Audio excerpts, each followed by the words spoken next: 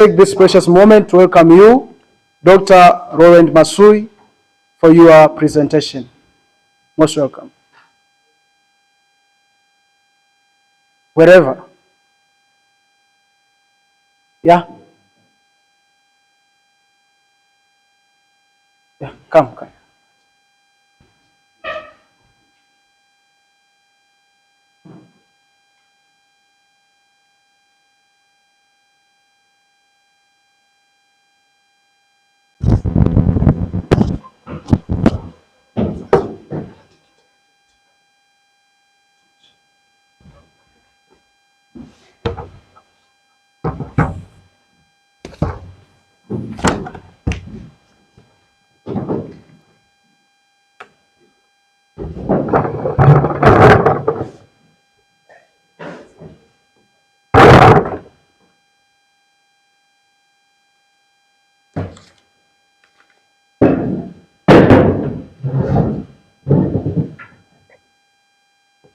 Thank you.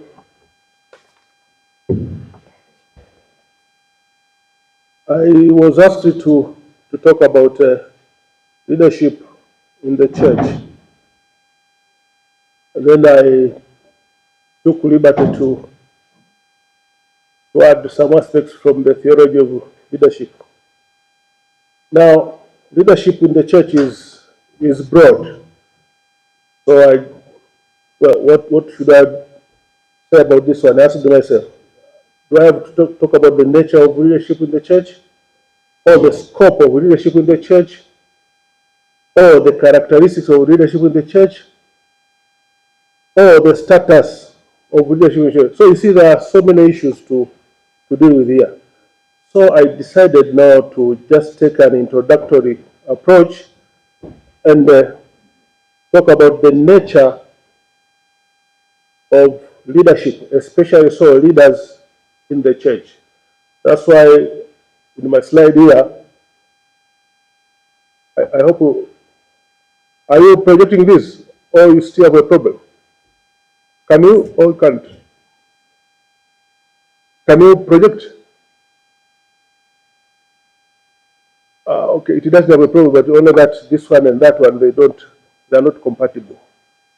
Anyway, okay. I thought you should have said anyway, use this. You want to take this?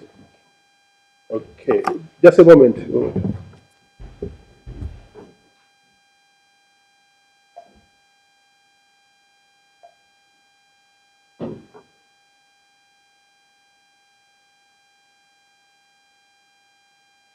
No, the problem is, well, let me try, but this is Mark with that one, they're not compatible.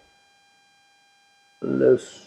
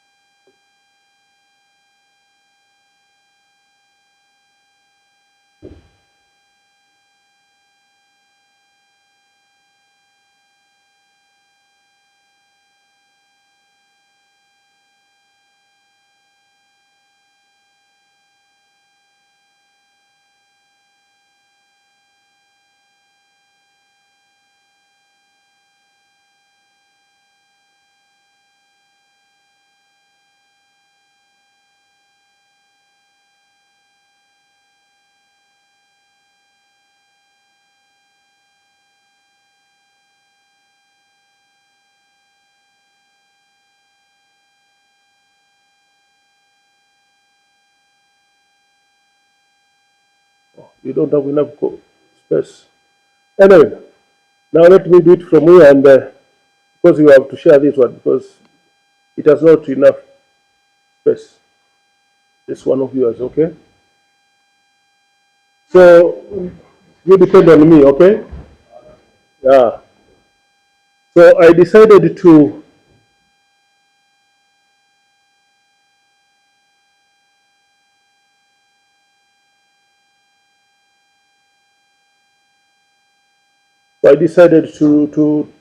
talk about leaders leaders for the church, some aspects of from theology of leadership.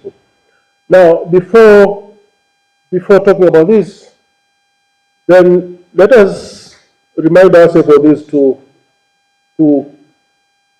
important cases. The first case is about the current Pope, Pope Leo the 14th. Last week, on Thursday, the 11th of September 2025, that was on Thursday, he met with the bishops that were ordained in the past year at the end of their formation course. Now, he told them so many things, but most importantly, he urged them to remember that they have been chosen, called, and sent as servants of faith. That is important. Now, with the service, he insisted that that should be not an external trait or set of actions, but rather a call to inner freedom, poverty of spirit, and a readiness for service that is born of love, so as to embody Jesus' own choice, who became poor to make us rich. The speech he gave them. He further asked them to make themselves servants, bishops. Now let us see this second group of cases. Now, in this case, I'm just going to share with you some of the cases, and then we'll see from those cases what is it that we can deduce from those cases. The first case is that one of the Archbishop Oscar Romero. You know this martyred bishop, okay? He was assassinated in 1980. He was assassinated for his social advocacy. He was preaching against human rights abuses, disappearances, killings, and evils of the like. That is the first case. Another case is this one of the New York Fire Department chaplain, who was serving during the 9/11 attack. He was called Father Mitchell Judge. This one showed a life of solidarity, prayer, and hope. And he is the first recorded casualty of 9/11. During that time, when that tower was crumbling, Father Judge, who had responded with the firefighters, was heard invoking the Holy Spirit, and was seen giving last rites to casualties as they were falling down. And he himself was also killed when that building collapsed. And there is the first case recorded as a casualty of World Trade Center. So when we have that World Trade Center list of casualties, Father Judge's name is the first one, because he was the first known casualty. Why? Because he was seen administering last rites to the victims, those who were being followed upon with the buildings. Another case. Do I need to remind you Father Kitima's case? That is a common knowledge, isn't it? Yeah, the attack on Father Kitima for social advocacy. And then there is this case of the Kenyan slain priest, Father Alois Chariot Bet, who was killed for his commitment to peace and evangelism in the conflict-prone region. He was killed on the 22nd of May this year. You have heard of that case, Father Chariot. And then this common case here of the parish priest of Christ the King Cathedral in Moshi. Before coming to the cathedral, he was serving as a parish priest in Southern Kibosho Parish. And the attendance to Mass was such that only the elderly are the ones who were attending there. The young ones at the middle age, they are busy doing border, all those things. So what he decided to do was actually he could skip his siesta.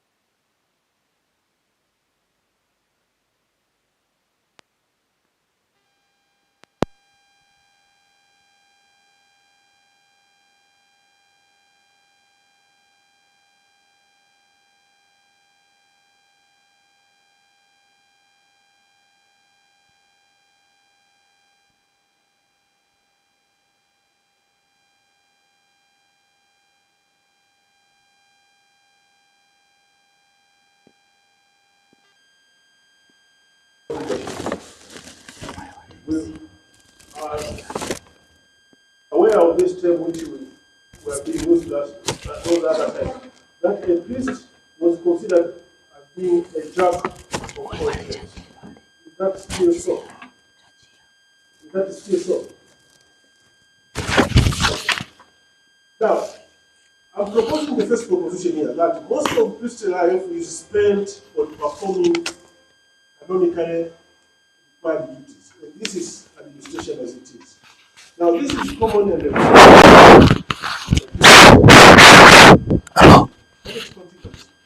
but the very same priests are also expected to lead their flocks, those committed under their leadership.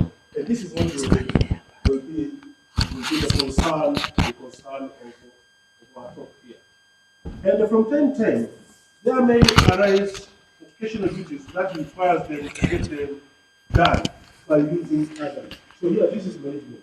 In most cases, the priests cannot perform all this, but they will be using other people to do what? To perform these duties. That was management.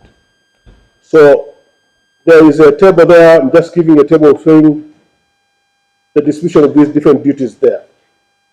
Now let us talk, to understand leadership, let us talk about leadership in general from elsewhere. So here I'm going to talk about leadership first I'm going to talk about leadership in general from what we teach managers. And then we'll just go and see. If we're going to do this one, what are the sources of leadership qualities as depicted in the Bible? So that will be the center of our talk. Okay? But before that one, let us see what is leadership. So leadership is considered as being an ability to influence others. This could be employees, could be your subordinates. You influence them to voluntarily pursue organization goals. In other cases, they say leadership is like wielding influence. So to influence others, you have to have that power to do so. That power could be natural power or could be legally bestowed upon you. So a parish priest could tell you do this or that one. That is not that the parish priest is born with that power. No, that power is canonically given to him to do so. So leadership has to do with setting directions. Leadership has to do with aligning people. Leadership has to do with motivating and inspiring people. In fact, leadership is visionary. Leadership is visionary. You have to be visionary to do so.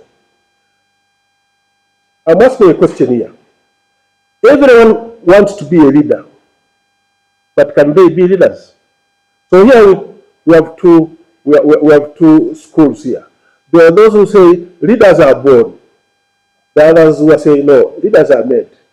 And there are others who have a middle way. Leaders can either be born or made. Now, when we are trying to see how effective is a leader or what, we have what we call 4 schools of leadership. 4 schools of leadership. 4 groups of explanation of who is an effective leader. So let us see these. My aim is, after we've seen this, so when we go and see the biblical leadership, when we go and see our Lord as a mode of leadership, we'll try to see whether these which are being said here fit with our master. Fit with our master. Okay? So the first group, that one is that of the trait school. Trait. So this say an effective leader must show distinctive personality characteristics. We will soon see those distinctive personality characteristics. What are those? The second group says, no, that is not enough. This is behavioral school.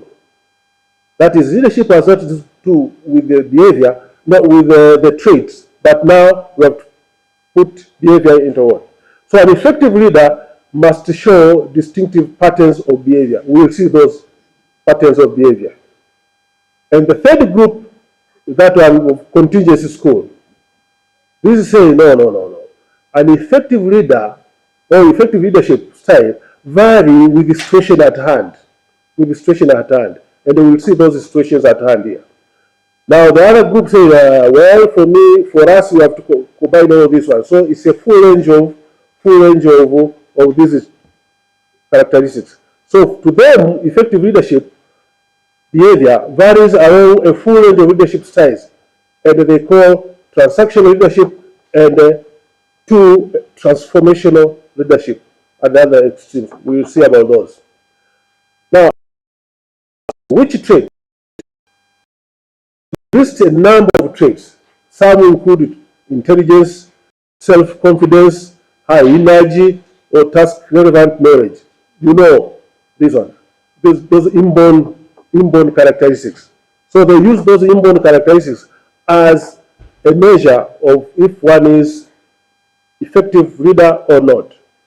So to them, leadership skills are innate, and so they can also be acquired through learning and experience, which I agree with. You can learn about this one. Now, some issues with this school is that now gender or race or ethnicity is not to be used as what? As a trait, because these are too common to be used as factors. So, school. The second is that one of behavioral skills or schools. So this group says that leadership styles depend on the combination of traits, of skills, and the behaviors that leaders use when interacting with others. So here, a leadership would depend on the type of the task, and the type of the task which is to be performed, and the type of relationship within that group. So in this case here, either task orientation or people orientation. So a good leader is well known by the way he performs the task and by the way he relates with the people in the group, isn't it? Now, here you measure a leader's behavior on how he performs his job with relation to the job-centered and the employee-centered approach. So effective leaders in this group are those who are found to be supportive of employees. Why? Because you have that aspect of people orientation. Now, these leaders, they use groups rather than individual-based methods of supervision. So instead of doing this on your own, you use a group to perform your duties. So in this case, this group of behavioral schools lists their case. Now, in that case of contingents, the group of contingency schools, this is the third group. Now, to them, leadership effectiveness vary with the situation at hand. So there are different situations, and each different situation calls for a different leadership style. Not that you use the same style in each or in every different situation. No, you must use your style depending on. We'll see that when it comes to leadership styles. So these different approaches, there are three main different approaches. The first one is that one which is known as the continuous leadership model. Now here, leadership effectiveness is determined by using the task orientation and the relationship orientation dimensions.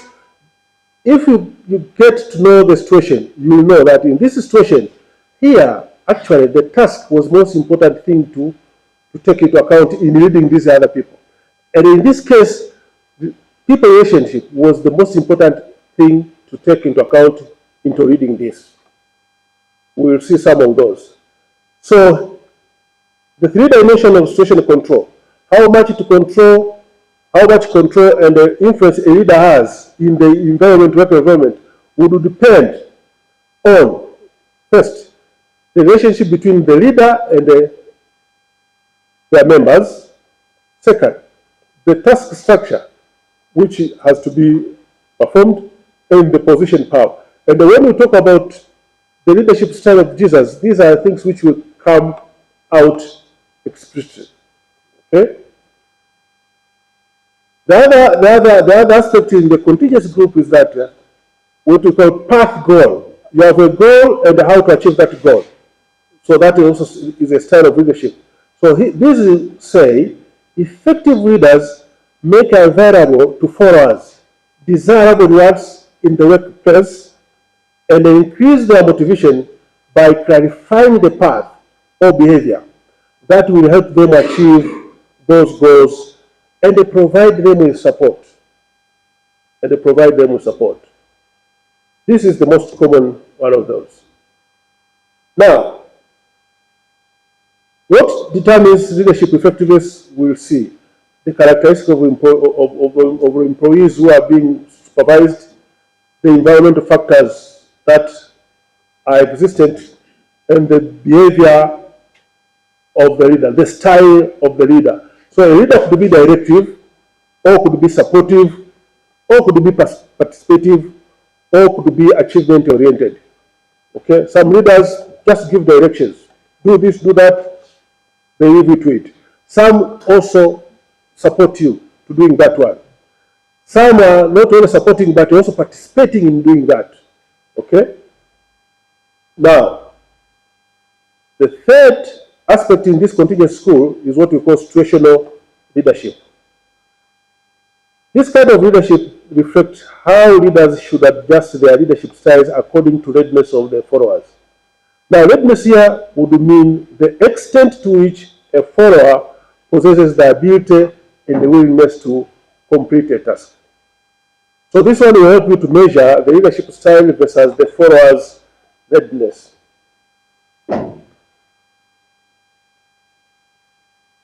Now let me move to what we call transactional leadership. Transact in common language is I ask you from you something, you just give me that one and I pay you back. That is transaction. So this kind of transactional leadership is that one which focuses on clarifying employees' roles and the tasks requirement and providing rewards and or punishment contingent on performance. And this is the most common type of leadership style we're having, a transaction. You ask me to do this one, I do it, and I get a reward or I get a punishment. So this one encompasses the fundamental managerial activities of setting goals and the monitoring progress towards their achievement. This kind of leadership are best in a stable situation. But when you don't have when you have no stable situation, this one is not applicable. That's why we have talked of transformational leaders. Now, transformational leader transform employees to pursue organization goals by encouraging people to do exceptional things. So they give you motivation, they trust you, they give their commitment on you, and you give them loyalty. So in this case, those who are being led or followers in this case are transformed into performing what they are supposed to do that one. Now, transformation leaders display 4 key behaviors. The first one is they inspire motivation. They inspire trust. They encourage excellence, and they stimulate their followers intellectually to perform that one. So, after having seen those 4 schools of explaining leadership, whether this one is effective or not, now let us mention 4 types of different leadership styles. So we have the most common one, democratic leadership. This one involves you into agreeing on what you have to do, and after you have agreed on that one, then you perform that one. This one is what we aspire more. And then there is that one which is known as laissez-faire. This one leaves you to do however you like it.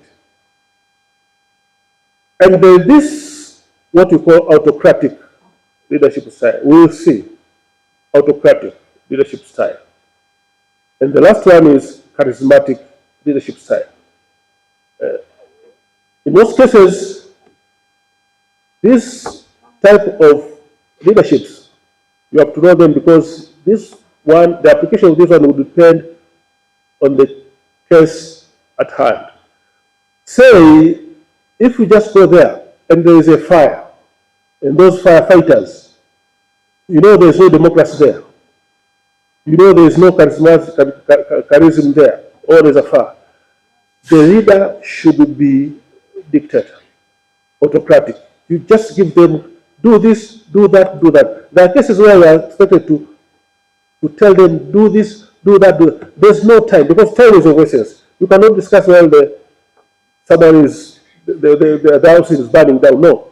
A leader must be autocratic. And we will see. In most cases, Jesus has always been using this one. We will see some cases. So it's important we know those 4 types of leadership, because they are used not that exclusively. In a certain case, you could have 3 of these at the same time.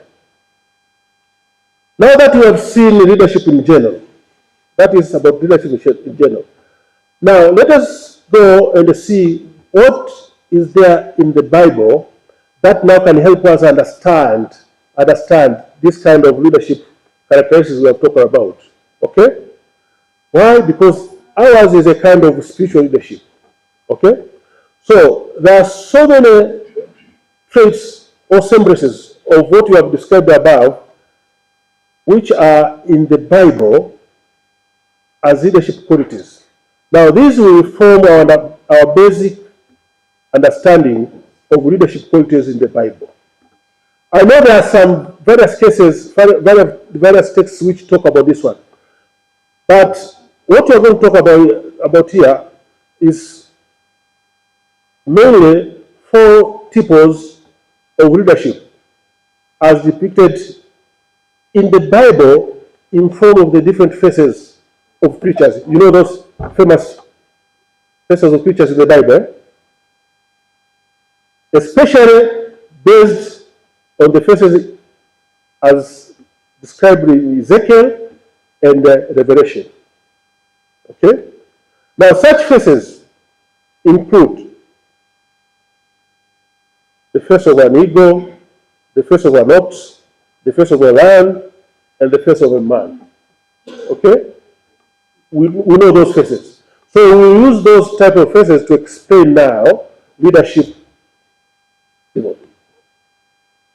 So those accounts which are available in Ezekiel 1 and 10 and Revelation 4 help us to derive the four faces of living beings. Such four faces include, as I've mentioned already, that one of a lion, of an ox, an eagle, and a human. So what we're going to do is to take features or characteristics of these creatures and then use those as traits of a leader.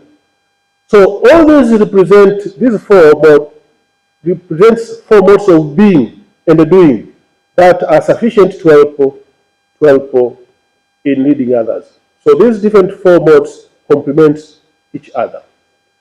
Let us talk about the face of lion. Face of a lion. Now, the face of a lion is depicted in quite a number of verses that are spread all over the Bible, from Genesis to Revelation. Now, these depict different attributes of a lion that is required of a leader. They range from power to protection. Take, for example, Genesis 49, verse 9. That deals with strength. Judges 14:18. Job 10:16. Talk of Psalm 10, verse 9. That has to do with the hiding and the waiting for an opportune movement. Those are characteristics of a lion. Okay? So also there is Hosea 13, verse 7. Talk about an attribute of confidence during adversity, which is displayed by what? By a lion. So this one, you find it in Proverbs 30:30, Amos 3, verse 8. The imagery of a lion implies royalty, king of jungles. So when you are a leader, you are kind of a royal. You command power, and you also need obedience.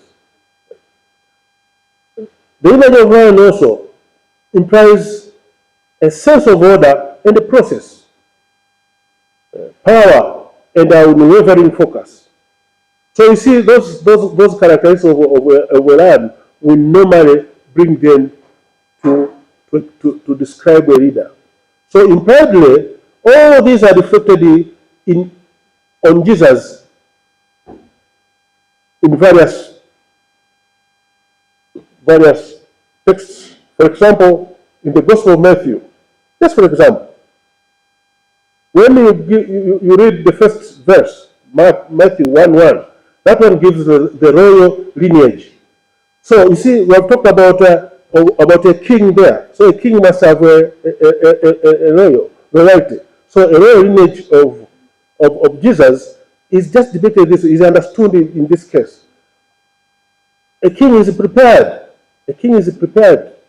When he sits on the throne, he must have been prepared. So the process of preparation in Matthew chapter 3, verse 13 and 14 talks of that one. Unwavering focus. Matthew 11:27. And the power of God's elect. Matthew 8:8. 8 verse 27. Chapter 10 verse 1. So these are some. There are many, as we shall see in the summary. But there are many texts which talk about a lion in the Lord. The first of an ox. The same scriptural verses mentioned earlier apply here. Now, the exegetical parents put aside, I know there are different terms used there, like show, cherub, monstrous. All mean different things, but meaning the same thing. Like a young bull ox is meant here. For example, a cherub, that is a young animal. Show, a working or sacrificial ox. And a monstrous, that refers to a calf or a bull or an heifer. All these mean one thing. All these mean one thing. That this ox is being fit for service. So Exodus chapter 23, 12, Deuteronomy 20. So being fit for service, that is a tribute of a leader. So when you're a leader, you must be fit for the service. And most importantly, fit for sacrifice.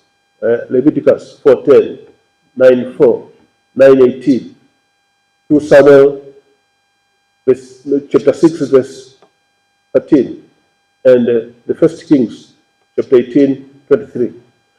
The emphasis in this understanding of first of an ox is on actual service and the work, service and the sacrifice. So if we go to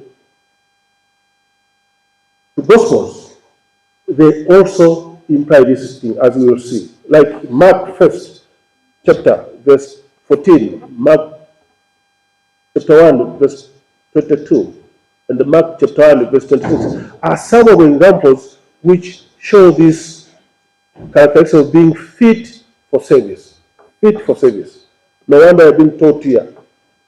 They're trying to make you fit for the service. Remember, fit for the service, fit for the sacrifice and the work.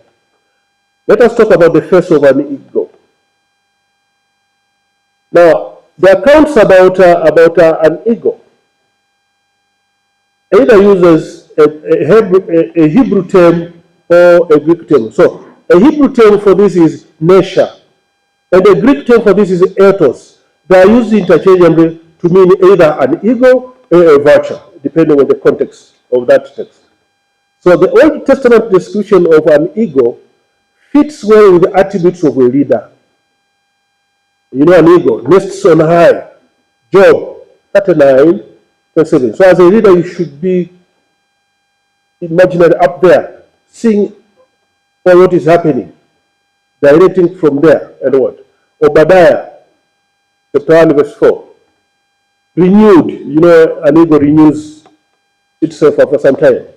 Psalm 103 verse 5. Soaring high, Proverbs 23:5. And swift in attack, Jeremiah. So swift in making decisions, Jeremiah 48:40. So the eagle's vision is far-reaching, but narrow-focused, and sees the detail. So these are what we expect a leader to have: far-reaching, narrow-focused, and sees the detail. An eagle's call is also clear and distinct. And an eagle, as it is there, it is visible to all as it soars. So as a leader, they should see you as a leader. Okay? Remember, the modes, either eagle, ox, or what, complement each other. And they are complemented by other modes. Let us finish with the face of a man. Face of a man. Now here in the Bible, it says I use the Hebrew, Adam or Greek anthropos. They both convey an image of a man, regardless of sex, whether it's male or what. Here what is being referred to is a face or an image of humanity. So human mode calls for being human and compassionate, mercy and grace. So from a man we get these different distinctive characteristics, like kindness, humility, gentleness, and patience, as listed in Colossians 3, verse 12. You remember prodigal son's father, Luke 15:20. You remember the compassion of the Good Samaritan, Luke 10:33. All these shows the compassionate side of the face of man. So Luke has quite a number of depictions of this. You know why? Because his audiences were the Greeks. And the Greeks appreciated the totality of humanness. So he had to insist on compassionate and what? Humanness and compassion. So he focused on human. So Luke focused on humans, or Jesus' humanity, because he wanted to do this one. And then remember, he started with the account of the temptation of Christ, because that was his insistence. Okay? Now, those are some of the biblical foundations of qualities qualities of a leader. Now, let us talk of Jesus, our exemplary leader. Let us talk of Jesus, based on what I've just outlined there. You know, what I did was I took what we have as leadership and what is required of a leader from the business world, from the mundane world, and then I've applied this into what I think should be from the Bible. Now, Jesus' leadership style, after having seen those typos, those 4 typos, the faces and the word, and I remember we talked about different types of leadership. Charismatic, we talked about autocratic, we talked about democratic, we talked about whatever. So, using those criteria and our human understanding, we have 4 main types of Jesus' leadership style, of which the first one is charismatic leadership, and the paternalistic or clan leadership, and autocratic leadership, and the servant leadership.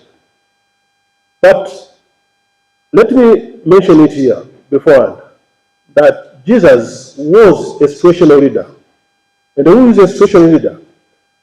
Is that leader who uses specific type of leadership styles to fit the situation at hand when interacting with his followers. Okay? With his followers. Now let us talk of this charismatic style of Jesus. So he did this because he had wanted his followers to accept and internalize his vision and goals. So he made followers articulate to his vision. And in some cases, he was found to be discontent with the present situation as it was by then, and showed that he desired a certain different type of future situation. So always he was articulating how such a vision might be realized. And he did this with a powerful, confident, and a dynamic interaction styles. So, those cases which he did this one, in most cases, either he was giving a parable or he was making a miracle, especially miracles those of healing. Take, for example, in Matthew chapter 4, verse 18 to 22, verse 26 to 28. Matthew chapter 9, verse 9 to 11. We have also cases in Mark chapter 1, verse 14 to 20. Mark, that one also, verse 37. Mark 3, 20. You see, there is a list of those. Luke also has that one. Now in Luke, there is this famous parable of tenant. Parable of tenant, you know that one. That is typical and charismatic. So when he was giving that one, he was just trying to be, he had a vision and he was telling them this is what you have to do and this is what has to be realized. So he was discontented with the present situation, so he was desiring certain new future situation. There are cases in John. The first 5 verses in John have to do with charismatic style. John 1, 15 to 36, etc., etc. So in charismatic style, this is what Jesus wanted to do, to get followers to accept and internalize his vision and the goals, making them articulate of that vision because he was discontented with that existing situation, so he wanted another new type of situation. Another type of style of Jesus is what we call paternalistic or clan style. So paternalistic, paternal, father, paternalistic style is that style where a leader is supportive, is benevolent, but at the same time domineering. So here you show strong authority with the fatherly benevolence and the moral integrity. Okay? So also you have another type of, with paternalistic, that clan type of, see clan, you know what is clan, eh? The sense of belonging to a certain group. So here you have to show kind of internal stability and a cohesiveness. So when Jesus tells these people, whoever is against you is against this or that, you see, he's just trying to insist on internal stability because he knew what is it that he wanted. Now, without having that internal stability, there will be a certain kind of problem here. So, this insists on internal stability and cohesiveness and a sense of belonging and identity. That is very, very important. It's very, very important. So, this one can, for example, Matthew 20, verse 20 to 28. Matthew 23, verse 1 to 39. There are so many verses I've listed there. Mark also has that one. Take, for example, Luke, paternalistic, sense of belonging and identity. So when he teaches, when Jesus teaches his disciples, our Lord's Prayer, Luke chapter 11, those 13 verses, first 13 verses, see, is actually being paternalistic. He is actually being a clan-oriented. Luke chapter 17, verse 1 to 10. Here he teaches disciples and insists on faith, sin, and the duty. All this internal stability, cohesiveness, and sense of belonging. So this is the second type style of Jesus' leadership, paternalistic or clan. The third one is autocratic, or dictator, autocratic. There are those cases. Remember when he went to the temple and overturned all those tables and what? Of course, it might have been charismatic or what, but it was more of autocracy. So this kind of style is directive. Here, he displayed a high influence, and he gave little freedom for subordinates to make decisions. Okay? Now, this kind of leadership is task directive, usually getting concerned about getting the task done than meeting the needs of followers. Suppose he told those Pharisees that this is not right, it's wrong. You have not to do this. No, he just went there and overturned those tables. Okay, that is autocratic. Now, this kind of leadership relies on rank and regulations to gain desired behaviors from followers. This one is more appropriate when a leader knows more about the problem than the followers. And or when speed and accuracy of a group are paramount, like I gave you an example of firefighting. We expect a fire supervisor type. Oh, I thought I was a watchman and no one was watching me, but okay. Now there's this one of servant style. Servant leaders seek to serve the needs of followers to achieve and gain goals that are set forth, unlike in other type of leadership. So here you have to demonstrate in servant leadership style, people would expect you to demonstrate agape love, trust, humble, altruistic, visionary, trustworthy, and saving. So most cases which involve healing in the Bible, those fall under this type of leadership. Now there is I assume you have these notes. There is a chart which shows the number of references in the Bible as regards to charismatic style of Jesus, paternalistic, autocratic, and servants and all. Now, can leadership be taught? Teaching leadership is not easier as it is for market. By the way, leadership is the most taught topic elsewhere. Most taught. Because why? Because everyone thinks if they are taught leadership, they are going to be leaders. So now there is a course on leadership, people would go there. They just, why? Because they think, you tell them, but they think they will be leaders. No, but for you, I don't know say this, nowadays we have added another topic. Teach leadership, but also teach followership. Not all of you are going to be leaders. Most of you will be followers to that leader. So you have to know what is it that the leader needs, what is it that the leader does, so that you may be a good follower. What is it that you need?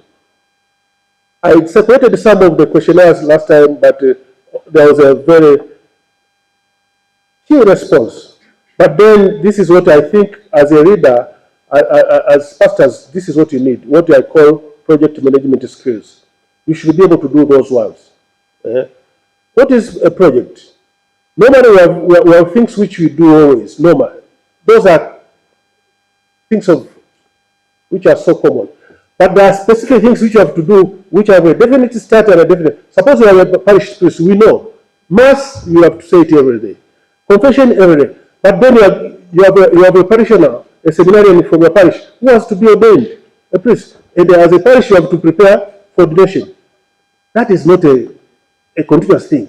That is a definite activity which has a start and an end. So we call that a project. Something which has a definite start and an end. So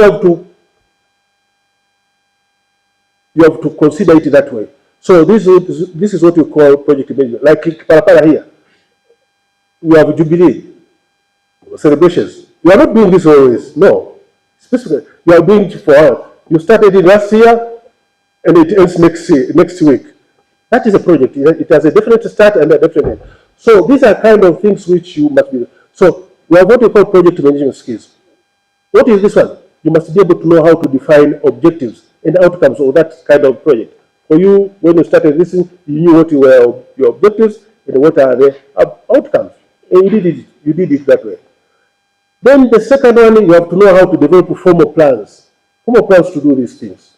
Because when you have objectives and you know the outcomes, you have to have plans to do those ones. Something good about this one is, nowadays you can learn this on your own, through YouTube or what. You can learn this only. Everything nowadays is available there.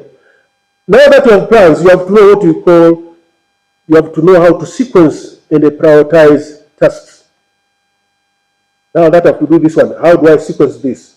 Which one is a priority? Which one comes first and what? And then you have to know how to divide responsibilities for tasks. You don't do them all on your own. You want to be able to do that one. These things involve finance, so you have to know how to manage finances. And then you have to know how to recognize human expertise that are necessary to deliver the project. And you have to know how to manage this. Now, talking about project management skills, there was a research which was done.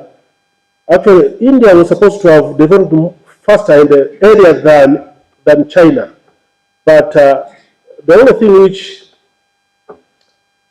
militated against them is that until recently, they did not know, and it was just when Modi came in, he was told that your problem is you don't have project management skills. That's why you have never been developing faster than China.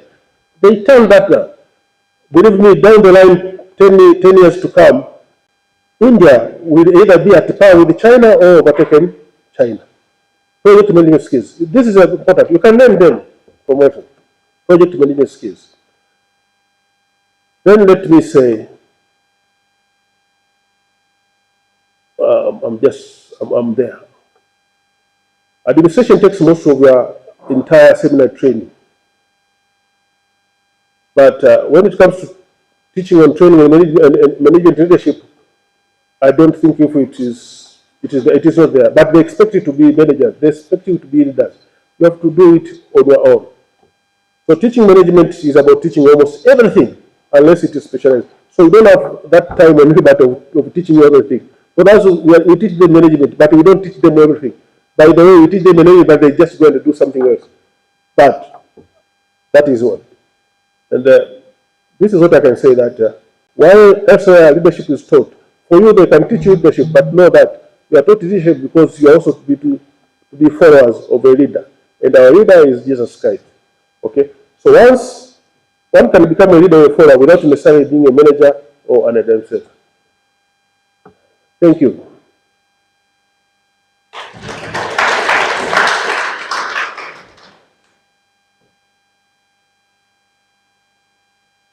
I'm done.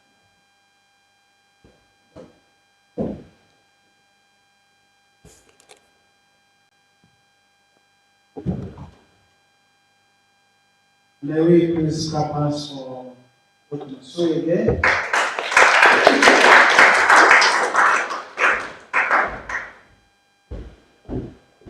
Before you quit, please, I welcome you, members of the floor, to pose the questions. You know, have a question, contribution, word of appreciation. You're welcome.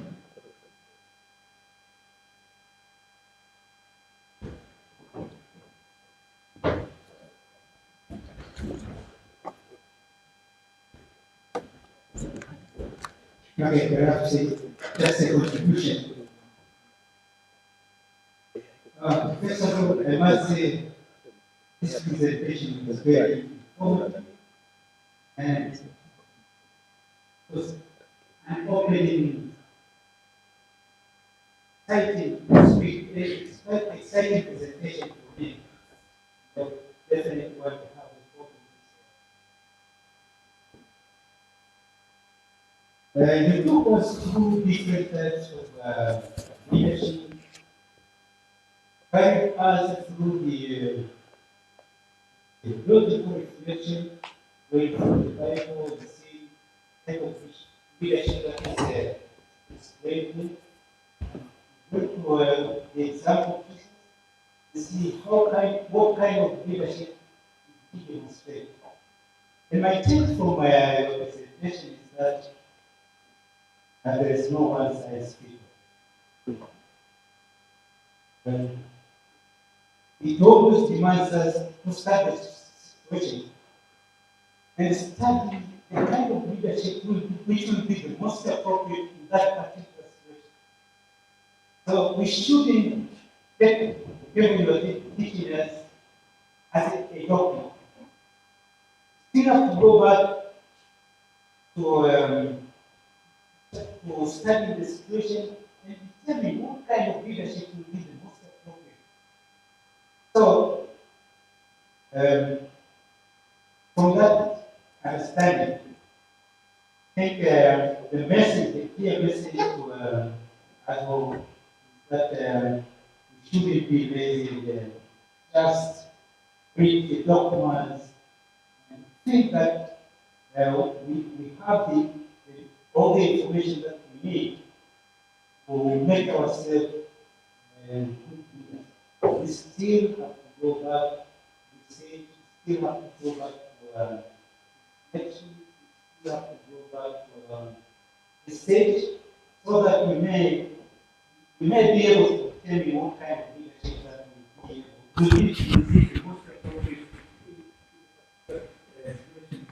as we go back to our thank you.